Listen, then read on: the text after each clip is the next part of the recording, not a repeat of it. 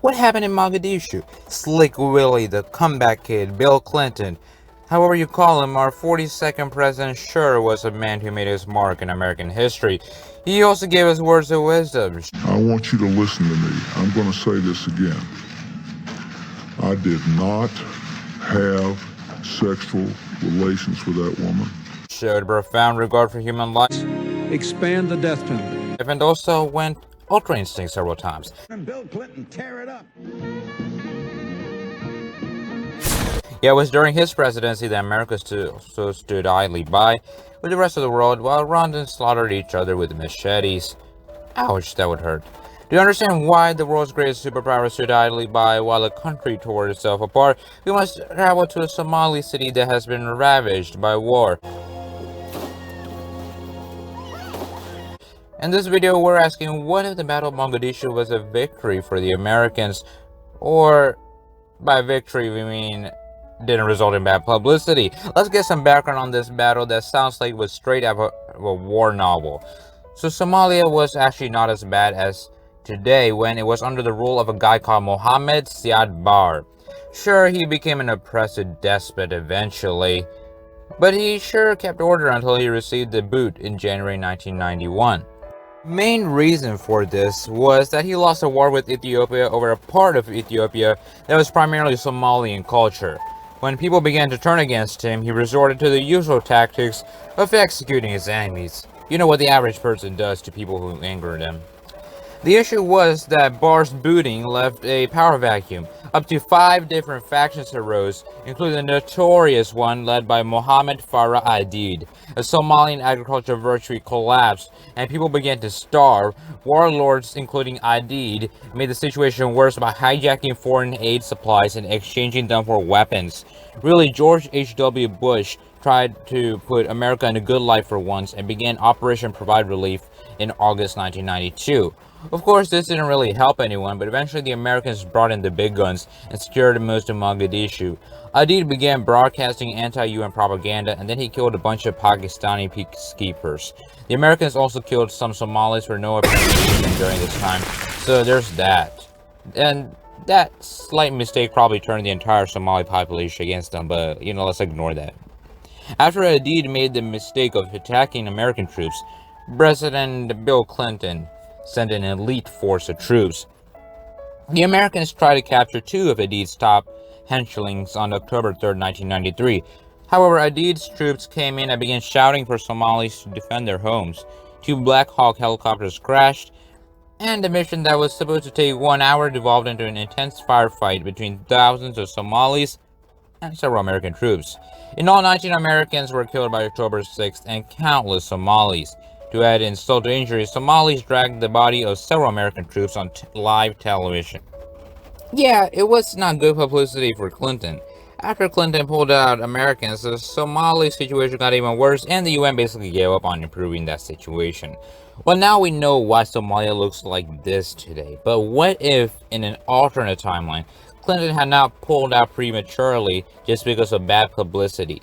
The Americans clearly achieved their objective in their end, and inflicted massive casualties on the Somalis. I think it was just the sight of Somalis dragging American bodies throughout the streets that forced Clinton to pull out. I mean, Osama bin Laden, a totally random Saudi dude, later said that Clinton's departure demonstrated the, quote, weakness, feebleness, and cowardliness of the US soldier, end quote.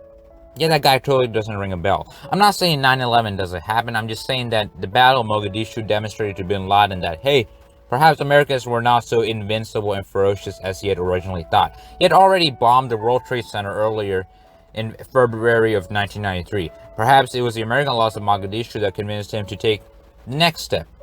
And, yeah. But for the purposes of this alternate history, I don't think 9/11 would change much, if at all. Al-Qaeda was not created by the events in Somalia, and it was not mainly based in Somalia. Now, there was a direct correlation between the outcome of Mogadishu and the failure of the US to stop the Rwandan genocide in October 1994. Apparently, Willie got the willies and didn't want to repeat of Somalia. Up to 1 million Tutsis were slaughtered, which devastated the tiny nation of Rwanda. The US actually prevented the United Nations from doing anything. However, in some ways, it actually helped forced the new government to develop economically, and today Rwanda is among Africa's fastest rising economies. Without the genocide, Rwanda has a larger population, but is still underdeveloped. However, its neighbor, the Democratic Republic of the Congo, might be far better off if the genocide never happened. Since Rwanda's instability spilled over to its neighboring giant, it has sparked the Congo Wars, in which Mobutu Sese Seko, the funny hat dictator, was forced to flee. However, on a more serious note, the Rwanda dude who took over everything at the end of the massacre, Paul Kagame, who's not so nice after all, supported a fresh rebellion in 1998 in the Congo, of course leading to the deaths of millions and damage to the nation in 2003. So the Congo would be much better off. However, not as better off as it would be if it had remained under Belgian rule for longer. Check out my alternate history about that after this one. So Bill Clinton is better remembered today for helping preventing a massacre in addition to his mad jazz playing skills. But whatever happened to General Adid, the guy who began this whole mess? Well, he became president of Somalia, a very prestigious position of course. Then he got shot and died of a heart attack. To leave you with some words of wisdom, let's quote Ambassador Robert B. Oakley, a special representative to Somalia, who spoke about the Battle of Mogadishu. Quote, "My own personal estimate is that there must have been 1,500 to 2,000 Somalis killed and wounded that day, because that battle was a true battle. And the Americans and those who came to the rescue were being shot at from all sides. Deliberate war battle, if you will, on the part of the Somalis, and women and children were being used as shields, and in some cases women and children were actually firing weapons and were coming from all sides. Sort of like a rabid warren of huts, houses, alleys, and twisting and turning streets, so that those who were trying to defend themselves were shooting back in all directions. Helicopter gunships were being used, as well as sort of all automatic weapons on the ground by the US and United Nations. The Somalis, by and large, were using automatic rifles and grenade launchers, and it was a very nasty fight, as intense as almost any battle you will find." Thank you, Mr. Oakley. And thank you for watching. Make sure to like and subscribe for more great content. This is Scholar of the World, signing out. Bye.